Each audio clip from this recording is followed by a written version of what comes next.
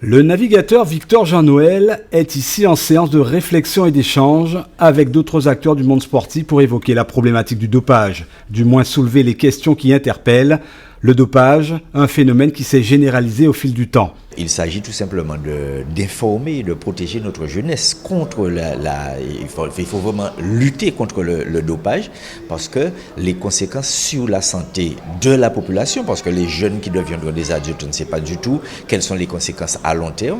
Et c'est pour ça qu'il faut en parler, il faut éduquer les jeunes et il faut qu'ils se protègent parce que c'est vraiment un problème de santé publique au-delà de l'honnêteté de gagner une compétition dans des conditions pas très recommandables. Philippe Barrault et David Gradel sont des policiers experts en stupéfiants. En mission en Guadeloupe pendant une semaine, ils sont venus informer essentiellement les cadres sportifs. Le dopage constitue en effet un danger pour la santé du sportif. L'information, bien évidemment, va être le premier outil de la prévention. Pourquoi ?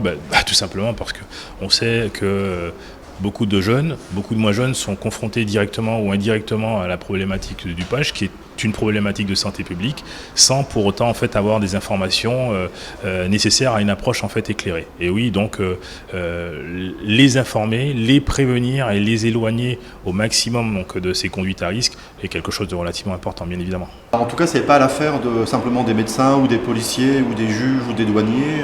C'est l'affaire des encadrants sportifs, c'est l'affaire des parents. C'est-à-dire qu'un jeune qui est confronté à une situation de performance doit avoir de la part des gens qui l'entourent un certain nombre d'indicateurs, notamment ce que l'adulte en pense, ce que l'encadrant en pense.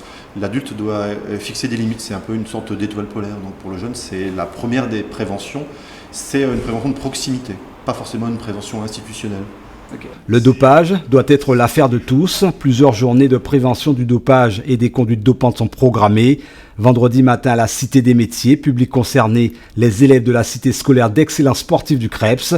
Se tiendra également une conférence à l'université de 14h à 17h. Elle est ouverte au grand public.